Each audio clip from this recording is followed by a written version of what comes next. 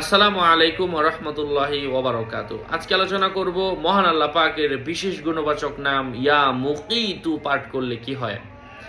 সাথে যুক্ত আছি আমি মুফতি জুবাইর ইমাম। আলোচনা বুঝতে সাথেই থাকবেন।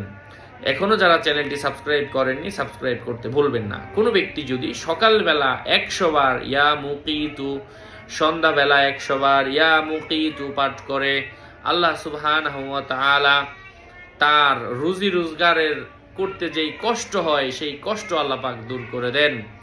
এবং সে রোজা রেখে যদি এই নামটা পাঠ করে আল্লাহ পাক তার রোজা রাখার কষ্ট লাঘব করে দেন। কষ্টের কাজ আল্লাহ পাক সহজে সম্পূর্ণ করার তৌফিক দান করেন।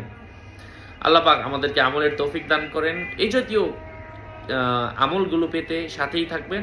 আর আমি আমার ইউটিউবে যে ভিডিওগুলো দেখতে পাচ্ছেন প্রতিনিয়ত সপ্তাহের ব্যাখ্যা, আমল, দোয়া, দুরূহ, রুকায়া, এই কিতাবেরও যদি প্রয়োজন পড়ে আমার সাথে যোগাযোগ করে নিয়ে নেবেন 01908183699। আসসালামু আলাইকুম ওয়া রাহমাতুল্লাহ।